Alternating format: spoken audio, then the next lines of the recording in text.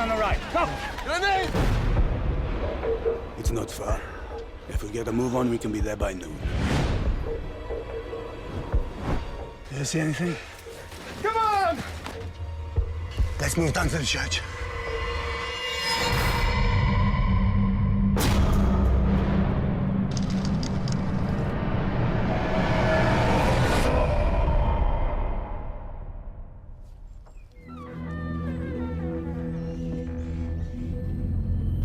What the hell is that? Don't touch it! Don't touch it!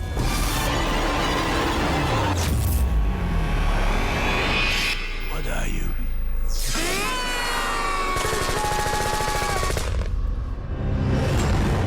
Only the Nazis would think of something like this. Sewing dead people together. Giving them knives for hands. It's insane.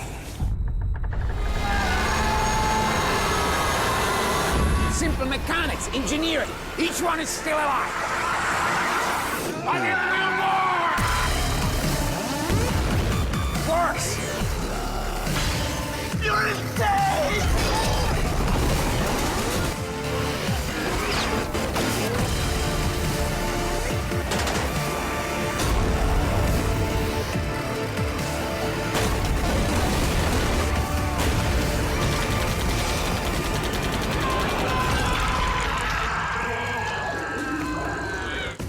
A man of vision is always misunderstood. Good evening, ladies and gentlemen, and welcome to the Carlisle Cult Cinema Club presents Richard Raaphorst, with 79 IMDb credits to his name, 32 as an art department, mostly concept artist. One of his earliest was the Jackie Chan action film Who Am I? 11 as additional crew, mostly as a title designer on films like Beyond Reanimator, amongst others. 7 as a director, which includes Frankenstein'S Army. 6 as a writer. 6 special effects, including Frankenstein's Army as well. 5 as a producer. 5 self-making of, talking heads, etc. 3 as an actor. 2 animation. 1 second unit directed and 1 art director, probably more uncredited, as these things always go. Welcome to the show, Richard Raaphorst. Hello, hi there. Hi. So thanks for having me. No, you're more than welcome. You're more than welcome, sir. It's just thank you for coming on. I've been a fan for a long time since I've seen Worst Case Scenario on YouTube. Okay. I think it was on YouTube. I definitely seen the short, and that was it. Yeah. I wanted to see that film. It's funny because we made it even before YouTube. I think it was 2004 or something. Yeah, Yeah. that'll be roughly when I seen it online. I Yeah. can't remember if a mate of mine sent us a link, but I seen it when it was kind of fresh and new, and Yes. just absolutely brilliant. So Thanks. going back to 1995, Zombie One, your first directing credit. Yeah. It's up there on YouTube, and I watched it, Yeah. and it's Oh excellent. dear. You've got dear. Reanimator references, Yep. with Herbert West snapping the pencil. Yep. Plenty of Romero and Fulci Totally. little things in it. Yeah. Plenty of sex and violence. Yes. A nice eye poke and splinter zombie flesh eaters sequence. Absolutely. Yeah. Yeah, and also the comic book like end and start to the creep show. So how did that all come about? And Okay. So Zombie One. Well, I made it while I was on the School of Fine Arts because I wanted to become an artist. And but I also had a deep fascination for zombie movies. It was like I saw a fragment of a zombie movie on a pirate channel when I was a kid with my brother. You know, we were always watching like midnight, like 1, 2 in the night. We were just watching those weird low budget movies, which we were obviously not allowed to watch. So this was our guilty pleasure at the time. And I think Yeah. it was about 9 or so. And then I saw a zombie movie and I thought it was Zombie One, and it totally traumatized me. It totally traumatized me. I saw those rotten people walking around and then eating the living, and I thought, who on earth want to see this. And so I shut it off, and I just got a phobia for zombies. For years, I really got a phobia. When I was walking into the the VHS rental video store, I always passed the horror section because I could not get near a zombie movie. Until I saw the Creep Show and saw the fragment of Father's Day. Then I realized I really can enjoy a zombie movie because there's also a lot of humor in it. Yeah. And so it's more about just shock value. So I learned to eat a zombie movie, it's like an adult, you learn to eat stuff that you as a kid don't Yeah. like. And so I started to investigate.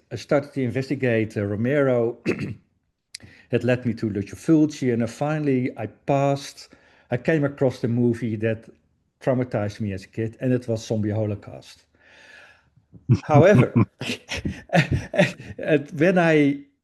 in my search for zombie movies, I was looking for the zombie movie, Zombie 1, but there was no Zombie 1. There was only a Zombie 2, two Zombie 3s, there were threes. There was a Zombie 4, but I couldn't find Zombie 1, so I really got frustrated. So I thought, I'm going to make Zombie 1. And I thought, I'm going to make the mother of zombie movies. So I just pretended all the other zombie movies are ripping off my movie. So I Yeah. pretended that my movie was in 1960 or whatever, 7 or something. So I just reimagined that all the guys watched my movie and, ripped it off and put the ideas in their movies. So that's why I added Herbert West and Romero and, the eye-poking thing, and Emily is in there.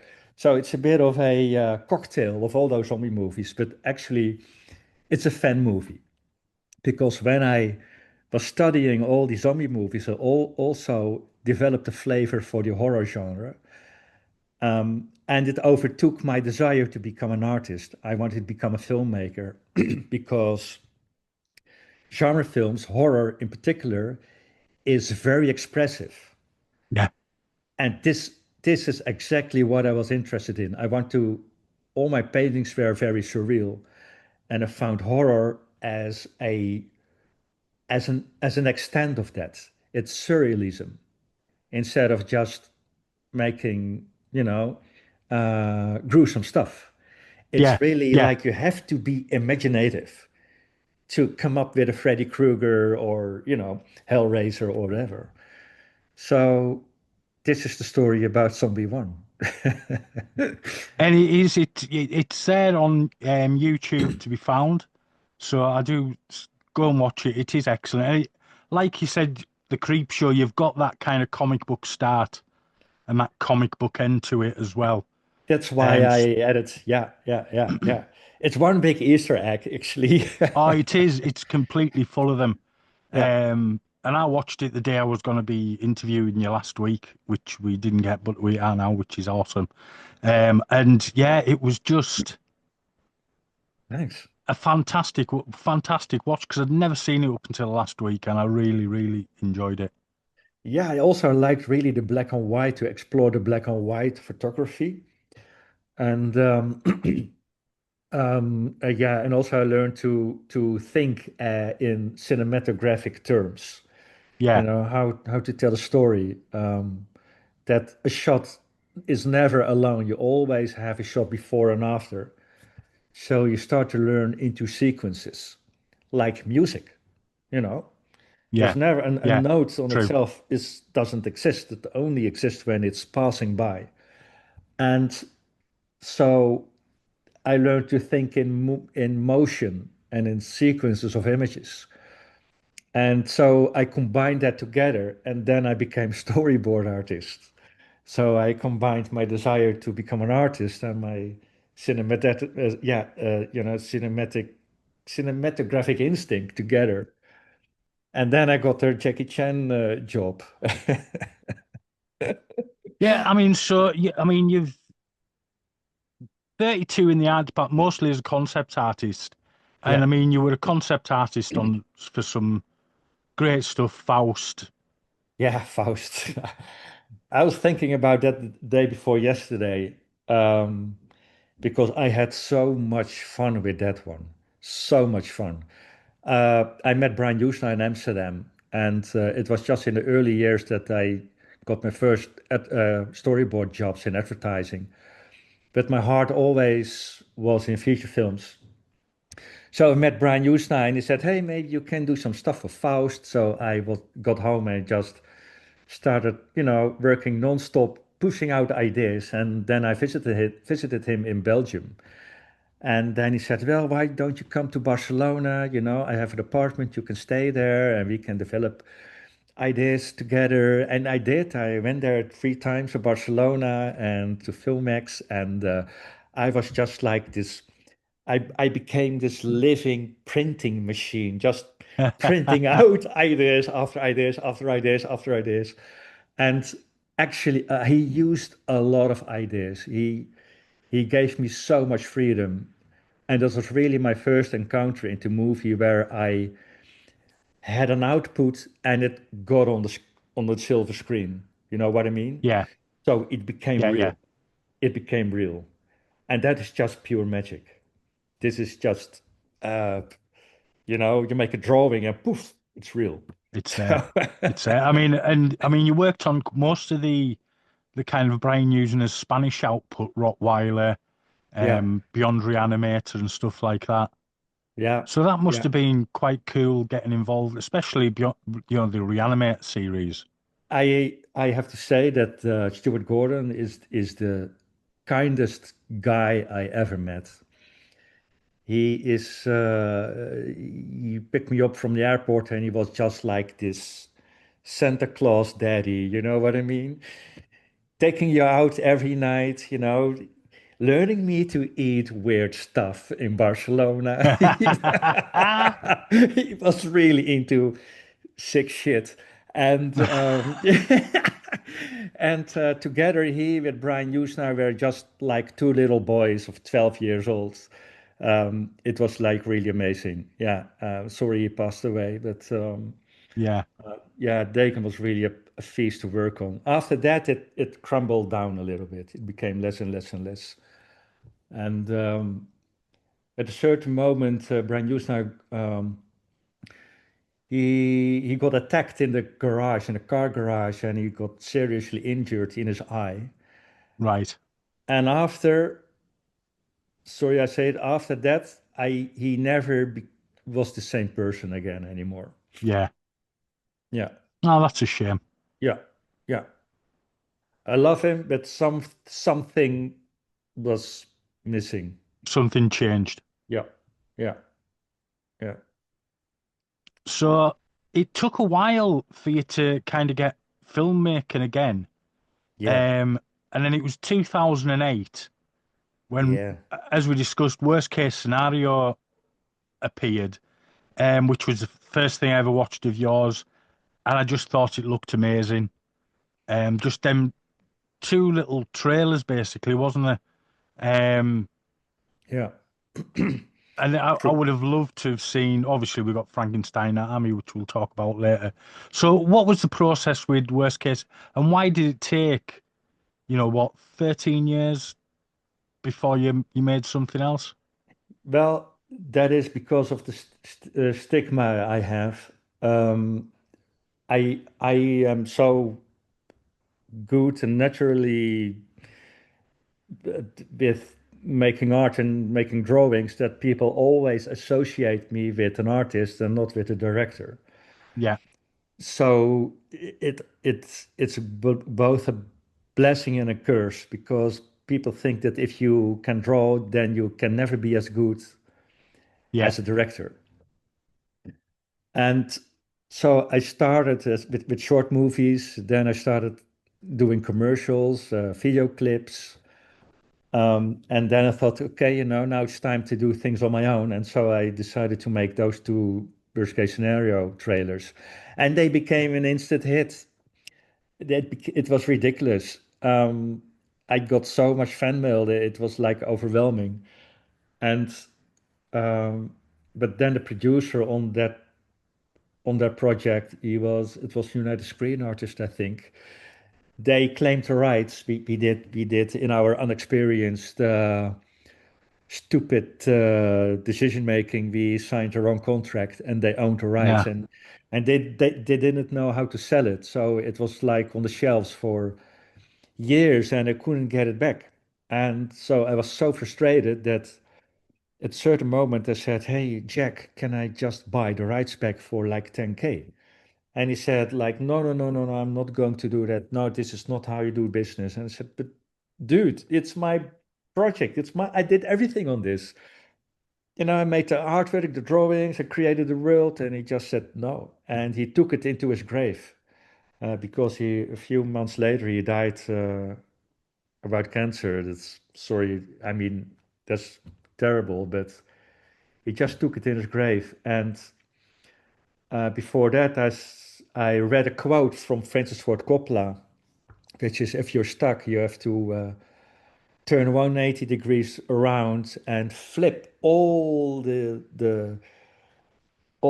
content and just go full force. And this is what I did. So I changed the Americans in the story into Russians, the present in the past, the slick camera movements. I made them handheld and first person. So I made a negative version of worst Yeah. case scenario, except the monsters, because the monsters, the designs were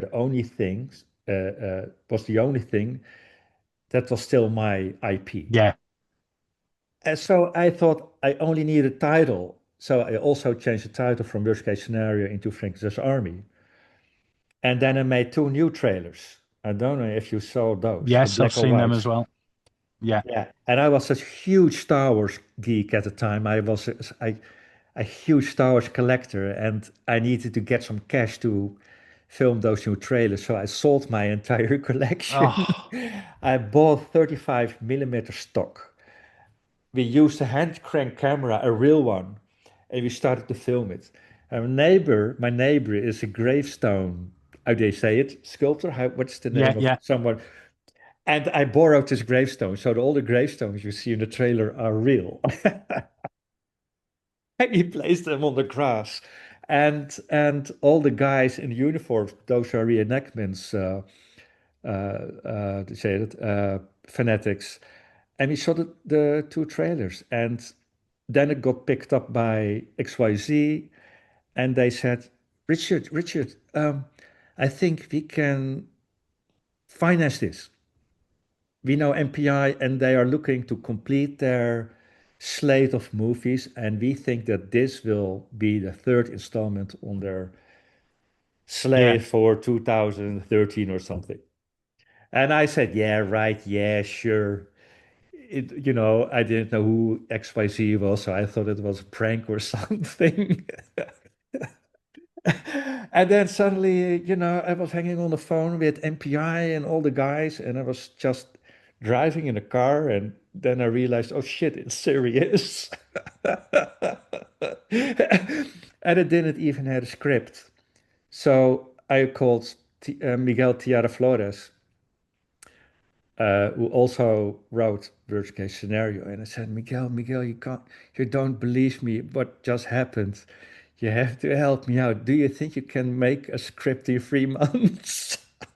Well, I spoke to Miguel just a couple of Yeah. weeks ago. I interviewed Oh, Miguel, and he's a yeah. great bloke. But Oh, I love him. Yeah. we'll go back to that. But we've got to talk about also 2008, Yeah. Popo the Clown, Oh, yeah. Yeah. Yeah. Yeah. the perverted clown, should we say, Yeah. who does very inappropriate things with his modelling balloons. Yep. Um, and he Clowns. also kind of reminded me of Shakes the Clown as well. Who?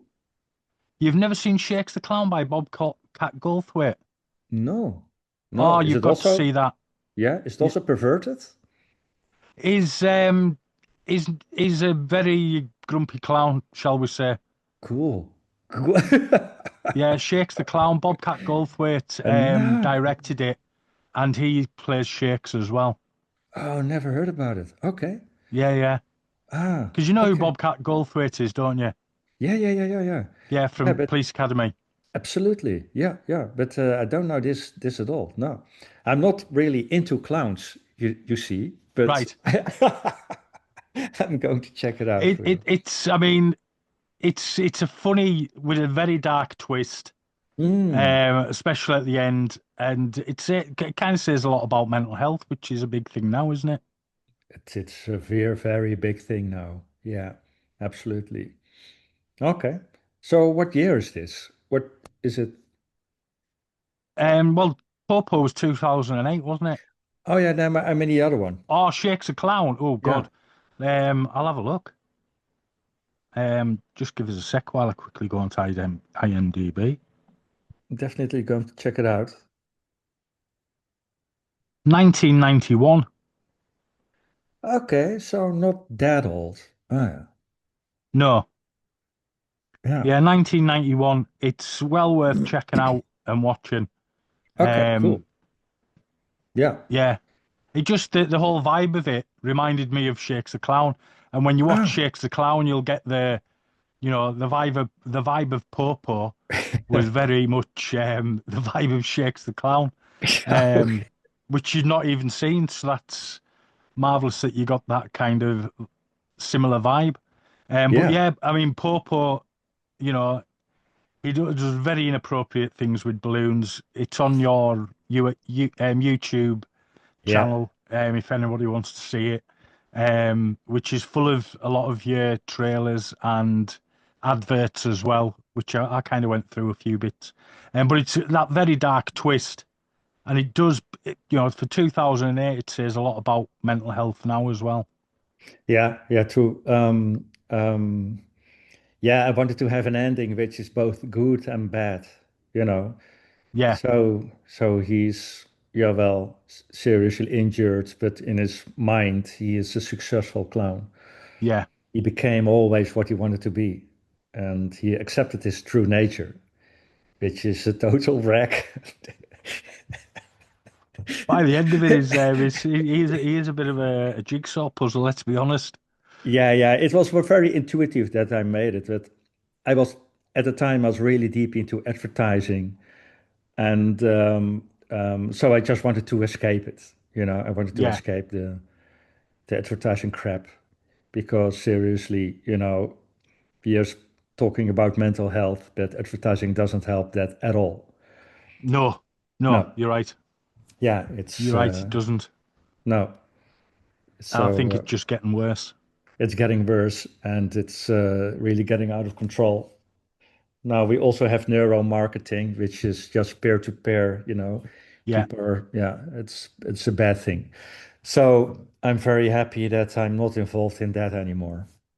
So where did Popo come from in the mind of Richard Raaphorst? Where did Popo come from? I think that um, I think the Donald Duck, because I read the Donald Duck when I was a kid, and there was a kind of a clown joke in one of the episodes. And a friend of mine, Dave de Winter, he had the same thing. He read the same gag, and it was his idea to make a short movie. Uh, Right. be, because he was working with his actor Victor Leu on the other commercial. He did some voiceovers, and he said, Richard, you have to meet Victor Leu. I think he can play our clown. So I met Victor, and we had a click, and he just became Popo in front of my eyes. And I didn't know anything about drama or backstory or, Yeah. what an actor needs to have to perform a certain character. So Victor said, Richard, what is my backstory? Where do I came from? Who am I? And I said, you were just a result of a magician trick going wrong. That's it. That's your backstory done. And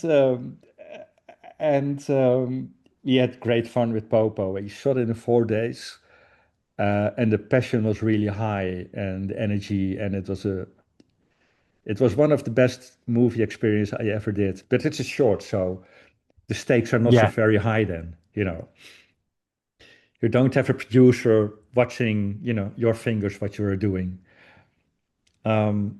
And I have something with clowns, I think they are scary. I think they are very disturbing. Their face, hidden behind paint with a forced smile and doing scary things with balloons. It's, gosh, yeah. Um, so, yeah, it's, No, it's brilliant and dark and twisted. And yeah, again, it's on Richard's YouTube channel. Um, and go and watch it. It's definitely worth a viewing. That takes us to 2012. The Rocketeer. the Rocketeer. Um, Mark is an obsessive Star Wars collector. His Yeah, marriage has failed because of it. On eBay, he finds an ad for the ultimate collector's item, Boba Fett, the rocket one, yeah. for a couple of €1,000. Mark's furious attempts to scrape together enough cash culminate in him becoming an organ donor, and it's great. Thank you. It is in Dutch, It's in um, Dutch. Yeah. but there's subtitles on what I Yeah. watched, and it is excellent. Thoroughly enjoyed it. Half an hour, Thank you. and just a superb watch. Thank you. Well, this was my goodbye to advertising Yeah, because the merchandise in the Rocketeer is basically, symbolism for being addictive to yeah. stuff you don't need. And it's a I'm a created collector. desire. I collect plastic figures. Hey, me too, so I know the trick. And this was my collection, which I sold to make the trailers for Frankenstein's Army. Yeah, And Mark is also a great friend of mine. It's an actor who played in one of the commercials. And I was going to say you'd used him before. yeah, and I had the rocket flying Boba Fett prototype with L-slot myself. So I took it to the set and I said, Mark, this is your toy. I want to create a story with you in this toy. And we didn't have the script. Every scene you see in the Rocketeers improvised. We didn't have a All written right. script. Yeah. So I said, Mark, you have to go into the shop, sell the Java vanilla action figure, and see how much you can get for it. And I went to the guy who owned the store, and it was a real store and a real, he was working there Yeah, for real. And I said, here comes this asshole again, begging for money. It's enough. So there was this natural conflict, and this is what we filmed. And so we made the Rocketeer. and it's an excellent little shot with a nice little dark twist at the end. I don't want to give the ending Yeah, away because people have got to see it yeah, yeah. to you've got to experience this little film. There is a And little bit Lucio Fulci influence in the end. yes, yes, yes, definitely, 100%. But it is, I don't know what it's like being a collector, wanting Yeah, that, what I mean, that next big thing. I yeah. mean, I've just bought a giant 18-inch tall Godzilla. Godzilla are the best. Those are the kings of merchandise. I'm also still collecting. I'm collecting movies, of course, Yeah. and music. Music, Oh, you get never bored with music. I'm the same. Movies, music, and Yeah, collectibles are my thing. fa I can't even show you, but I'm surrounded by them. yeah. Okay. Um, I also was a brick collector of the Macross. Oh, Uh, yes. those designs are just awesome. Yeah, the Japanese stuff was excellent. Yeah, it's just excellent. Yeah, so robust, so Yeah, yeah, great designs, very few, fantastic. superb futuristic designs, and some of Yeah, them coming back as far from the like early 70s yeah, that yeah. are It's really still amazing. look great now. Yeah, it's timeless. It's timeless. But it's what kind of the Transformers and all that came from, isn't it, really? True. Yeah, I made a timeline with everything that influenced the next wave, and it all started with not with Macross, but with Microman or something like Yeah, that. yeah. Yeah, Micronauts and Microman. Yeah, that is the one. Yeah, yeah. And but Macross, that time frame is my favorite. It was just yeah, a bit brutalistic, but then in mecha yeah. shape. Oh Uh, yeah, yeah. I know what you're saying. Yeah, one of my mates used to collect all the Macross stuff and okay. all that, so I kind of know where you're coming from. Yeah, I was more yeah. your horror If you figure stuff. if you watch closely, then you recognize a lot of Macross stuff in Frankenstein's Army. Right. Yeah, like the guy with the container arms Yes. is based on, I think, a tomahawk or something. There's a Macross figure who has those stumps Yes. for Yes. I know what arms. you're saying. And I used this literally in Frankenstein's Army. I thought it was so haunting in my head. Like I saw it as like big amputees, but then it flipped open and you have rockets inside. How that's so Japanese. It's so contradictional, that The Japanese just can do it. they just can do it. Yeah, yeah, yeah. That's yeah, Yeah. No, a big fan of I like a bit of Japanese, well, anime and stuff like that as well. yeah. Um, just watched the entire run of One Piece up to date, which Oh, is a superb watch. If you've never seen it, I really yeah. advise you to give that a watch. I had the comic books. Right. Yeah, Never read the comic books, but back in the early 2000s, when I first moved into this house and yeah. I was on my own, it used to pop up on Cartoon Network, so I used to watch them back then. But they were Okay. kind of out of order and things like that. So a couple of years ago, I decided, right, I'm going to start at the beginning Yeah. and work my way right through to where it is now, which I've done, and superb. Something So, like I think I've watched nearly 1,200 episodes. yeah, that's insane, man. Yeah. How many hours is I've got that? nothing much.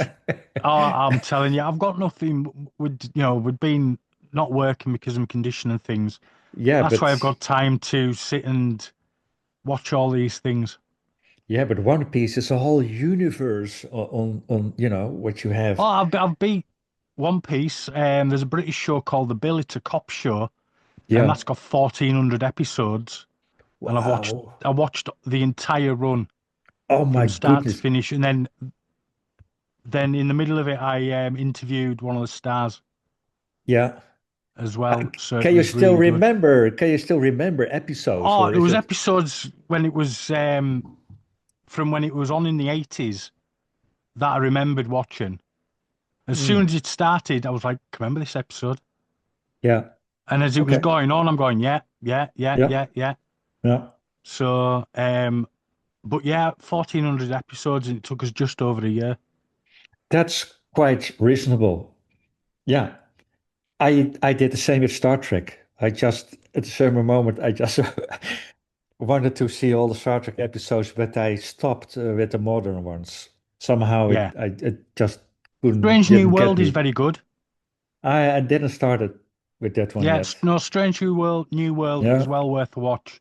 I've not watched a lot of modern Star Trek, but I've watched that and thoroughly enjoying it because of nice little throwbacks to the original series and stuff like that. Because it's set slightly before it's yeah, Pike's experiences in the Enterprise before he hands it over to Kirk. yeah. But I think also the stories are really creative, Yeah. Oh, inventive. completely. Yeah, it's really like yeah, it's really surprising how creative they are, uh, and I think the best series is Deep Space Nine. I think that's my favorite. Right. What was the name again of the captain of the station? Um, Oh, Cisco. Cisco. Yeah, Yeah. I really found him very interesting. He was not really good or bad. He just tried to do his best. You know what I mean? Yeah. Yeah. I know what you're saying. Yeah. And he made a lot of mistakes. He tried to repair them again, and I really could relate to Because him. DS9, it was really like a multicultural village. Totally. and Yeah. he was the mayor of Yeah. the man looking down on this. Yeah. He got all the shit. Yeah, that's it. And then obviously it started going into. I didn't watch a lot of DS9, I must admit, but it was a No. little bit because there was the whole Dominion Wars and all that kind of thing, which all Oh, took yeah. place in DS9. I watched the original series, the films, a little bit of Next Generation, a Yeah. little bit of Deep Space Nine, but I've been thoroughly enjoying Strange New Worlds, taking it back Okay. to that original, Okay. just before it's Pike. Yeah. So the Glass Menagerie kind of hasn't happened where he was paralyzed and all that kind of thing. Oh, see. Okay. I'm going to check it out. I was a little bit scared that it was as lame No, as. no, I mean, it retcons a few things like the Gorn Yeah. have been retconned a little bit, but excellent. Okay. Cool. Okay. Spock's in there Yeah. because obviously he was a Pike science officer as well. Yeah. And Spock's in there. No, it's thoroughly enjoyable. Okay. Okay. Cool. And if you've not seen it, um, the guy who created Family Guy, Yeah. Seth, I can't think of his second name, but he's done a sci-fi show for Yeah. Disney, and Okay. it's the best Star Trek that wasn't Star Trek. Serious. Yeah, Okay. brilliant. I believe you. I think it ran for 3 seasons, and it is well worth watch. It's on Disney, Oh, and okay. I really thoroughly enjoyed it. But yeah, Okay. that was him who created Family Guy. He's behind it, and his stars in it as well. Okay. Well, I With always wanted to give up Disney, but let me check it out again. Yeah. yeah, you'll be able to find it somewhere more than likely if you look for Yeah, it. of course. Yeah. So after the Rocketeer, Yeah. 2013, Frankenstein's Army, we started discussing a little bit earlier on. And the dying days of World War II, a battalion of Russian soldiers are lured to the secret lab of a deranged scientist and forced to face off against his army of horrific flesh and metal war machines. And they are all practical, all in camera, Yep. and it's fantastic. Co-written with Miguel Yep. Tejada Flores, who's a lovely bloke. He's a wonderful guy. Yeah. Yeah. He talks a So lot, but he's a wonderful guy. yeah, he does talk a lot, and you've got to kind of reel him in a little bit, or the answer will go on forever and a day. I realised after the first answer on the Woo Woo podcast, and I thought, right, I need to tighten this up somehow, or it's gonna be a 3-hour podcast.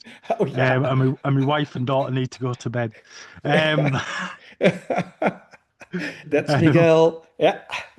Yeah, but he's an absolutely lovely. But we've been talking for a couple of years on and off to Yeah, do the yeah, yeah. podcast. And so, how did you and Miguel? Was it through the Brian Usner? Because I know Yeah, he'd worked yeah. obviously on Beyond Reanimator with him. So was that connection that brought you two together? Yeah, it was indeed through Brian Usna. Brian Usna also introduced me to the guy from United Screen Artists, and he introduced Miguel Tierra Flores to us. Not United Screen Artists. Shit, I forgot. ZYX. No, no, no. Well, it was United Screen Artists. No, it was. He came to Amsterdam. We made pancakes. He stayed here for 1 week. We went to those Dutch islands, near the German borders, and it was just a party. It was just a party, and Excellent. yeah, yeah, and we always stayed in contact, and he was really loyal to our ideas. By the way, worst case scenario is not only my child, it's also the child of my friend Bart Oosterhoorn. We together invented worst case scenario. Right. Yeah, we had a click and we just started to develop it. And Miguel, he's full of energy. Oh, definitely. He's like this toy car you wind up and it never stops, and it goes all the way. Let's be honest, he's been behind some absolute cracking You know what I mean? I Yeah, mean, Screamers has got that touch of human and yeah, technology integration, same as totally. Frankenstein's Army. Yeah, You can yeah, see the veins between the two. absolutely. And so he was really the right guy. He also has a lot of humor, you know. He Yeah, knows really about the genre. Yeah, Fright and Night Part Two, man. yeah, and he was also not afraid to be bold. Yeah, That's really like a big plus to me, you know. I don't like it when writers are walking on ice, you know, being afraid. No, no, no, we can't do this, we can't do that. Ooh. That's also something I think why it took so long before I made a movie. but and what a movie you made, and it is. I mean, and it's in that sweet spot. 90 minutes just below. You kind of just below 90 minutes to about an hour 45. I think that's about the sweetest spot for a horror movie. Yeah, I think it should have been a good rental. I think it Yeah. should have been made 10 years earlier. Oh, it would definitely have rented highly. Yeah, I think You know it's what I really mean? like, yeah, it's really like a rental movie for rental, to be honest. Um, and because it's like a box of candy, you know, Yeah. that's Oh, what it there's is. just it just keeps giving and giving. Yeah, that's The also more what I you wanted the to more you make. go into the movie and strip Yeah, away its layers, the more fantastic monsters and creatures come out at you. Um, yeah, and and that the when you see the main actor and the way he's been when you first meet him, and I was like, he's more than what he's saying. I because of who it was. You know Mm, what I mean? It's just like it's more than what, but and it's just it's off its head. It's brilliant. thank you. Yeah, it was that was Frank's Army was kind of a nightmare to make.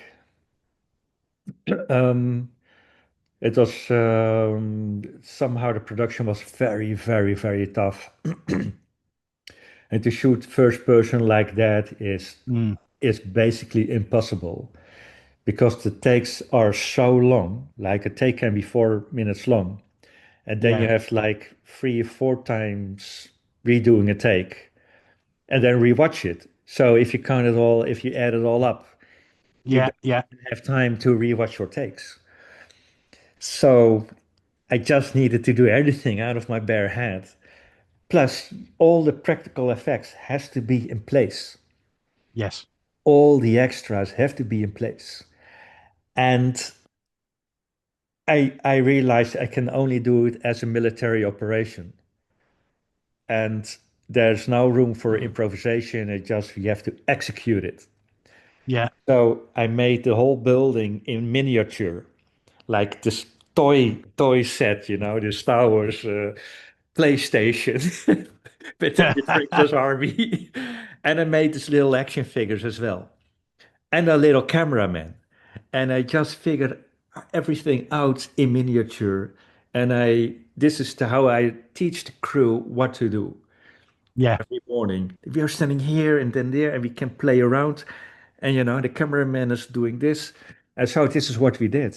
And it took us 4 weeks before we finished shooting, and I was completely ruined after. It was incredible difficult. But nevertheless, I could really get a lot of uh, um, uh, energy. I could release a lot of energy into creatures and in the fantasy world itself. Um, and the location we found is, of course, gorgeous. The mining complex. yeah. I mean, this practical effects are some of the best I've seen. Thanks. They Yeah. are, see, give me a practical effect, even a bad practical effect over CGI Yeah. any day. Yeah. At the time, it was Rogier Samuels and Carola Brockhoff who did all the special effects, and they were really like on their best at the time. It was really amazing. We had this like one layer in the factory was completely it turned into one big monster workshop, really. Yeah. It was walking there around on the set was living in a different world. It was crazy. I mean, yeah, I can imagine. I mean, did you keep many of the bits for yourself? No, I don't have all the no, I don't have anything. No, no, nothing. Uh, but there must be still something left, I think. Yeah. But it's also all the at the time I think we used foam latex, and foam latex will be, it's just decaying away after some Yeah, years. Silicone is much stronger. That stays, yeah. that's holding a lot longer. But foam latex it just decays. If you see ET now, it's even Oh, worse. yeah, it's just a mess. It can just Yeah, play in Zombie Holocaust now. you know. yeah, it's just It's complete and utter nightmare fuel, let's be honest. yeah, Um, it's really ET Return from E.T. the now. Dead. Yeah, E.T. It's- Nasty.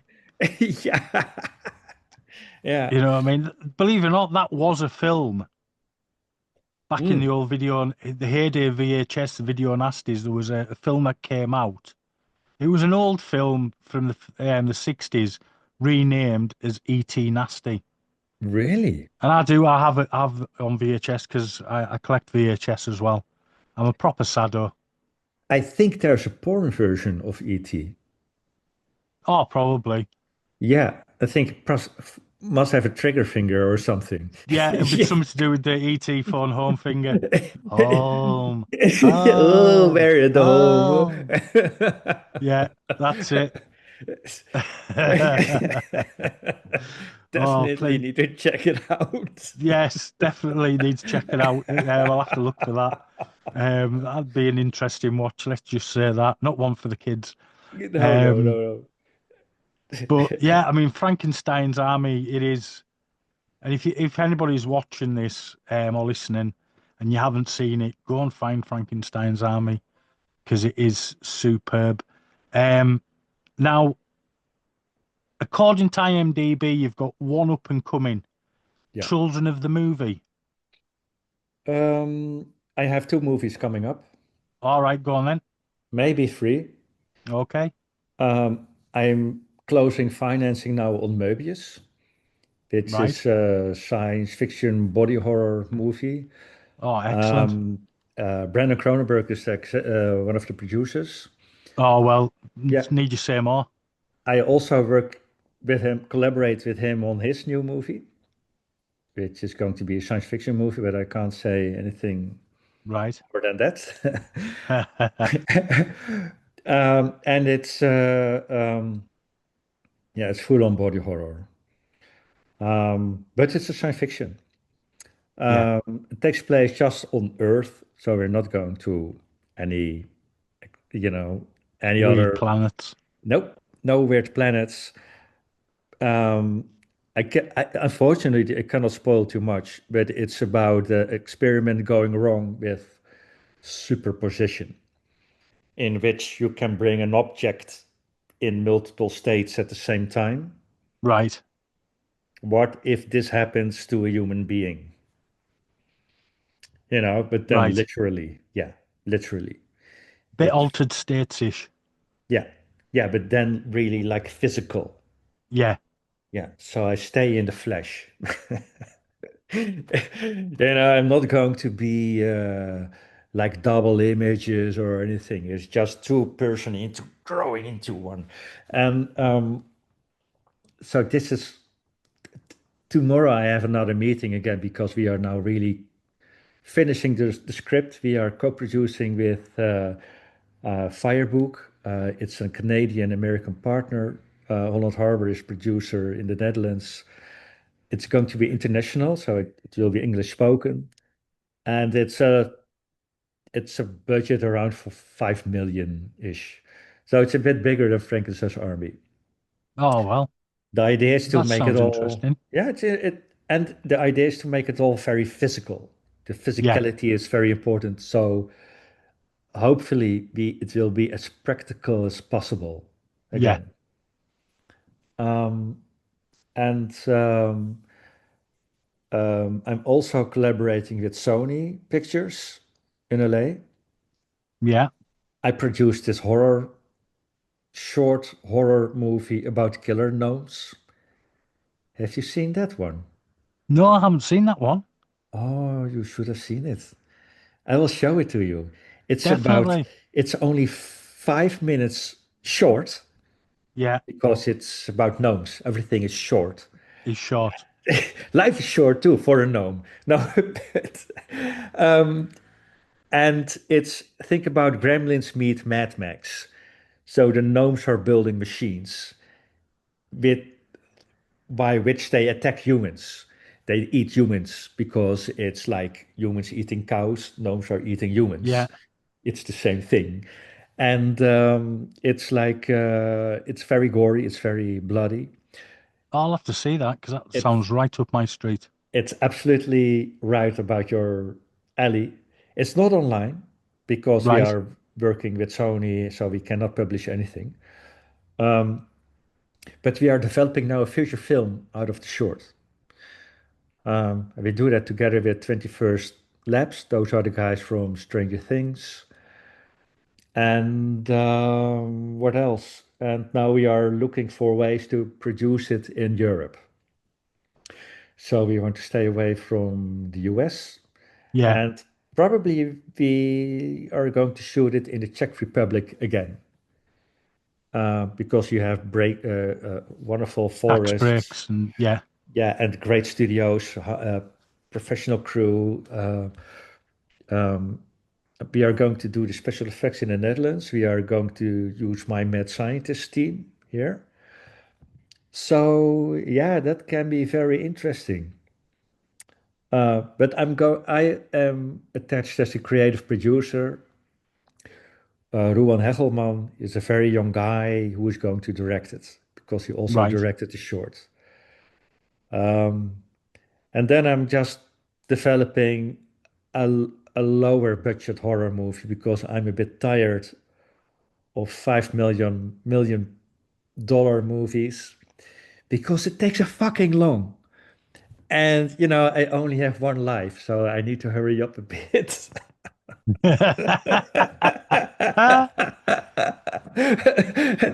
So I decided I'm going to make a movie around 1 million. And it's about my brother is a producer of a home renovation show in the Netherlands. Right. And I thought, what if you combine a home renovation show, for example, with The Shining? You Right. know, Yeah.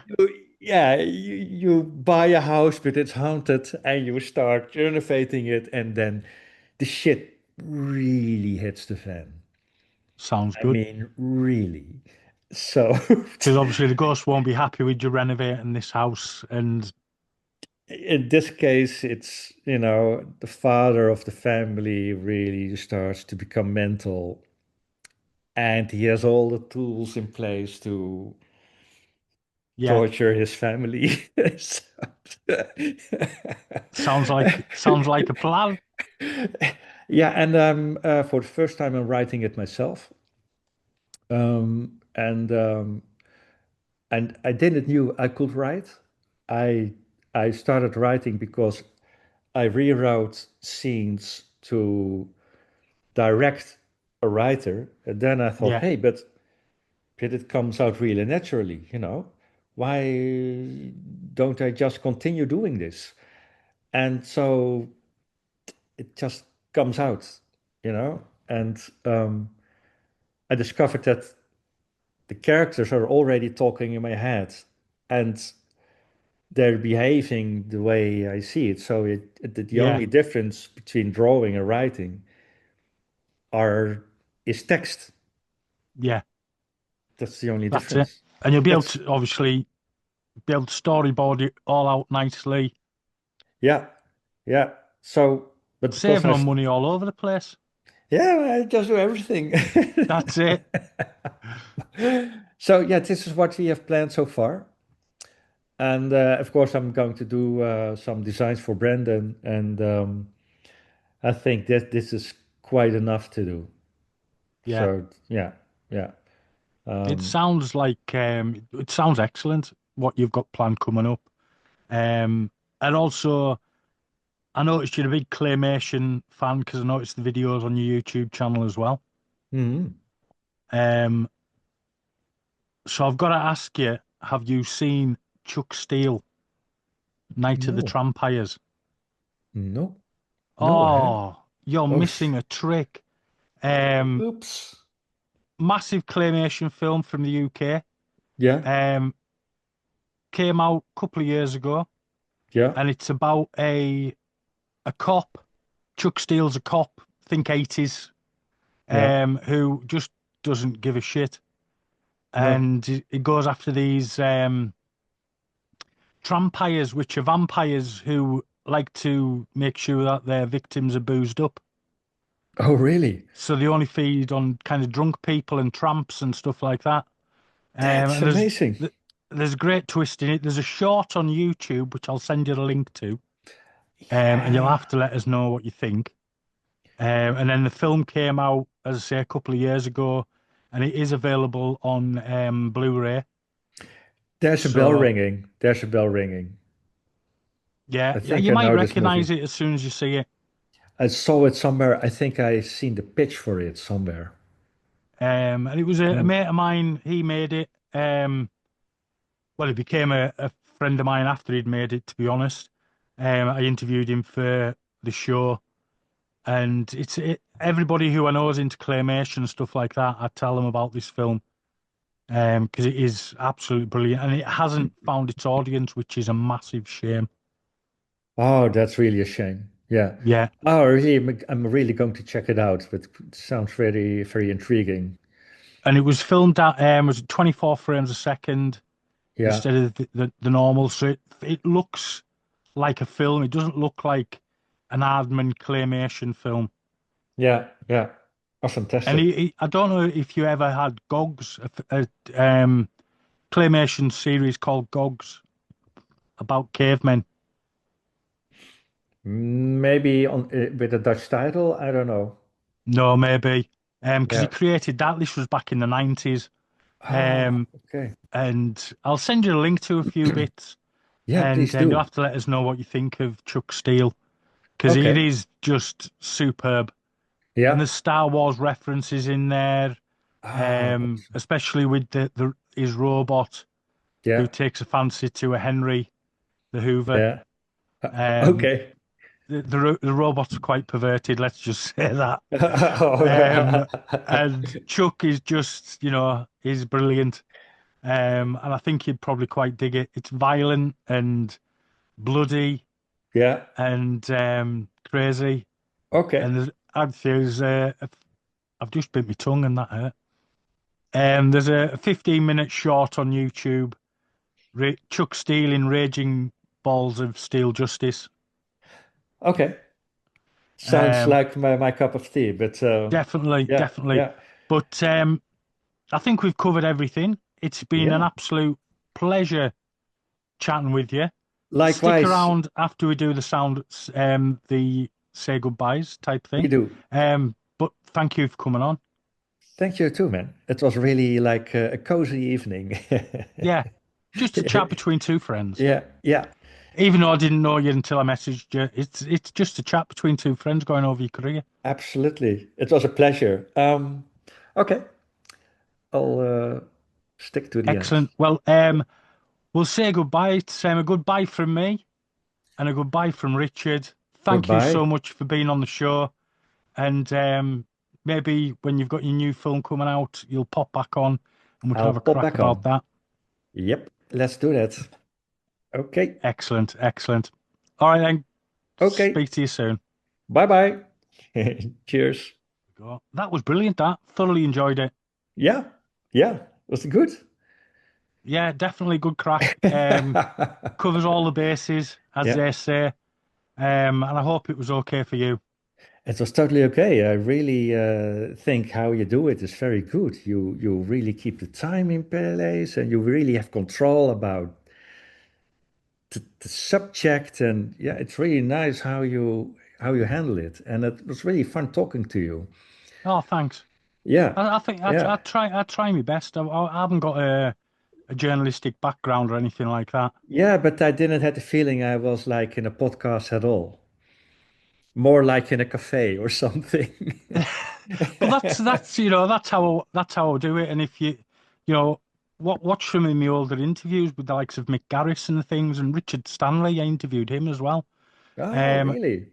and that's Yeah, where I like to just a trip through your career. I yeah. mean, nothing too hard, nothing too, just a few laughs and a few stories. That's all we want. Yeah, that's all what we want, you know. But we like stories. People need stories. Exactly. Yeah, Stories will what keep us going from here till eternity. that's really it, eh? Yeah. That's it. I mean, we don't need more than that. If you No. think about it, like music, everything is a story. Yeah. Oh, how did you discover Frankenstein's Army? How did you come across? Well, obviously, I've been following you since worst case scenario. So Oh, as so soon it's as I great. seen you had a film coming out, then I I seen who was see. attached as a writer as well, Miguel, who Yeah, obviously I've followed since Fright Night Part Two because I'm a big right. Fright Night fan, and Yeah. Part Two is one of those sequels that I can watch more than the first. I love the first film. What is your favorite movie? Oh, my favorite movie is it's down to two. Hmm. What's your favorite two The movies? the original Dawn of the Dead, which is the Hey, original zombie. yeah, it's mine too. It's mine Yeah, too. I Yeah, think it's it's zombie one. I think it's the greatest American Civil War film there'll ever be. Yeah, which edit? I've got the longest edit, the 3 hours one. I can watch it every day. Yeah, same here. I watched it. It It, was my 50th birthday last year, yeah, and that's what I screened. Because I screen films as well. I can also watch it like 7 a.m. in the morning. Yeah, anytime, put it on, Dawn of Yeah, the Dead, no bother. yeah, If I'm yeah, just wanting a quick watch, I'll yeah. watch the Argento cut. Oh yeah, because then they need to hurry up. Yeah, Yeah, because that's but like just over 2 hours, and I it's don't like the goblin music. Makes me a bit nervous. right. I love the Goblin music. Okay, that's very atmospheric, but it's yeah. And the second favorite. Evil Dead. Ah, of course, Sam Raimi is your favorite. So Yeah, Sam Raimi, Evil Dead. I seen it when it first came out on VHS. yeah. It blew my tiny little mind. The first film I ever saw on VHS was Dawn of the Dead. Ah, okay. Came home from school. My dad had Yeah, just came in, and he says, "Son, I've got a VHS player, and we've got this film, and you want to sit down and watch it?" Sat down and watched Dawn of the Dead for the first time at about 8 year old, 7, 8 year old. okay. Yeah, Blew my brains. Then watched the original Evil Dead when that came out. yeah, Um, and them two films, just I can watch them anytime. yeah. I think I've watched the first VHS as I think extra. Oh, I believe it or not, I've got an original extra VHS standee. Do you know what would be in the video shops, the big standees? Yeah, yeah, yeah, And I've yeah, got yeah, a yeah. standee of that. I remember those. I remember those. I'll They send were, you the picture, and I've got the yeah, poster, the original VHS cool. poster as well. It was a huge VHS hit, wasn't it? Oh yeah, it was big VHS hit. Yeah, And it's on the video nasties. It's tier three. but that's Um, not that nasty, isn't it? no, it isn't at all. It's It's a weird. very, it's weird. It's super arty farty. I love Oh, it. completely. Yeah, It is. It's fantastic. It's like a Twilight Zone episode when you think about it. yeah, yeah. And With the toys, plastic toys coming to life, and this that weird thing whole in the bathroom with the eggs yeah, coming out, and and the snake, and just wonderful imagery. And that I yeah, watched again just not so long ago. It's a one I drop into now and again just to me to too. watch. it's still fresh, and I think what's the second? I think I watched all the classics then. The Shining, Cat People, Altered States, The Howling. American Uh, Wealth in London, obviously. yeah, The Thing. You know, Yeah. I Oh, I can mean, also Carpenter's The Thing. The Thing. I can also watch it every day. Yeah. Yeah. It's like from the first shot, there's tension. The Yeah. first shot. Right the way It's through the whole movie. Never it's lets up. bloody amazing. The movie is better than Carpenter. The paranoia in it It's all about just paranoia. ramps up. But you were saying about The Shining. See, I don't like The Shining Why not? because it was nothing like the original book. I never read the But book. there you go then. Yeah. But I mean, I didn't read the book until like the late 80s, but I'd seen the film before, and I was never Yeah. really a big fan of it. But I do really like the Mick Garris version of The Shining, the TV version, Oh, yeah, yeah. I've heard which is that one. closer to the book. Yeah. Um, Closer to the book, and it's filmed in the exact place that Stephen King based The Overlook on. Oh, I'm going to re. It's still on my list to watch it. So Yeah. yeah, watch the Yeah. TV version and you'll thoroughly enjoy it. I'm not a big fan. Well, I really appreciate The Shining, but I'm not a big fan. Um, I mean, I'm a big fan of The Thing. That this is Yeah, oh, as the soon thing as is just, if I just put it on, I keep watching it. yeah. I keep watching it. I mean, Um, also Prince of Darkness, Carpenter, yeah, I saw it very recently. underrated. Very Yeah, atmospheric, yes. very super dark. It's super Alice dark. Cooper's brilliant as the tramp. He is so good. Yeah, Yeah, he's I mean, so fucking creepy. yeah, Donald Pleasance again, just Yeah, fabulous. yeah, yeah. Yeah. What else? Yeah, all the early 80s. Oh, Return of the Living Dead. Oh, great film. I've got one of my mates makes props, Oh and yeah. he made me a one-to-one bust of the Tarman. Oh, okay. Yeah. I've also got the half lady, with the pink hair. Yeah. Why do you eat brains? The pain of Oh, being yeah, dead and the all hot that. I've got, bitch. yeah, yeah. I've got one of those as well. He made us. Hey, Um, which movie do you think is better, The Thing or Alien? the thing. Why? Um, Alien is basically just a haunted house film on a Exactly. spaceship. I say the same thing. It's just a cat and mouse hunting Yeah, story. it is. It's like a slasher film on a spaceship. Yeah. But The Thing is about But the thing paranoia. is just something else completely. Yeah. The paranoia, the effects, the Rob Bottin or Botin Yeah. effects are just out of this world. What he created was just, you know what I Yeah. mean? Everything about that film, and it fell on its ass Yeah. Yeah. At the because time. 1982 was all about the year of ET, and nobody Yeah. wanted a nasty alien. They wanted a nice alien Yeah. With the trigger finger. Yeah. with the trigger finger. Oh. Yeah. Okay. Yeah, it's fun. I'd say I'm saying the same thing about Alien and the thing. I think Alien is only interesting in the first 40 minutes. As No, soon as it the becomes this big monster, I'm getting bored somehow. Aliens was excellent. The sequel. Yeah, yeah, Very different movie. Very, yeah, very different movie, which they've tried to kind of get that in the later Alien films, but they've not been able to do it. Alien Earth's been quite good, I must admit. yeah, yeah. I've been But the enjoying first, that so far. yeah, I think the last episodes are coming up, but no, that's been excellent. yeah, Um, but no, the thing over Alien. yeah. I agree. I'm not Yeah, really a massive Ridley Scott fan. I think a lot of it is quite a showy director. But that's Yeah. from his advert days. And I don't really like, personally, Blade Runner it didn't land on me at all. I enjoyed Blade Runner, but it's not the be all and end all. Seeing it when I was a kid, when it first came out on VHS, I enjoyed it. I've maybe watched every cut of it once, and that's about it.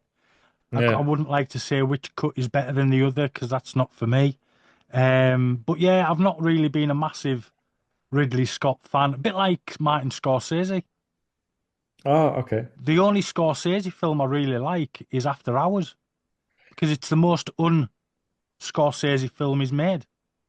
Yeah. Yeah. And Taxi Driver, I really like that one a Taxi lot. Driver's a good film as well. Yeah. But apart from that, you know what I Yeah. mean? He just keeps Yeah. going over the same mobster things. Hey, what do you think about The Godfather? Love The Godfather. I, The yeah. first and second film, just so I've read the books as well. Me too. And Yeah. just amazing. What about Once Upon a Time in America? I just downloaded it. Which version? You've got to get the Oh, full version. shit. Make sure it's Oh, shit, I the don't know. nearly 4 hour version. How many hours? Nearly 4 hours. Okay, I will. Okay, thanks for the advice.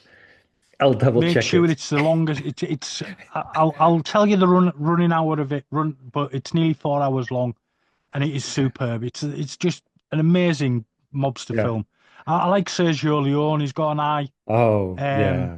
And obviously the Dollars trilogy, but Yeah. also Once Upon a Time in the West is amazing. That first It's tracking amazing. shot in with It's the music right into Claudio Cardinelli. Oh, and then you've got that Ennio Morricone soundtrack in the background, and the chorus, Yeah. and all that. You know what gives me goosebumps is that you hear through the movie, you hear this eerie harmonica that Yes. and Yeah, then it seems yeah. to be in his mouth all the time. Yes, He was Charles thinking Bronson's about character he was thinking about the death of his brother all the time. all the time And this is how important music is in movies. in film.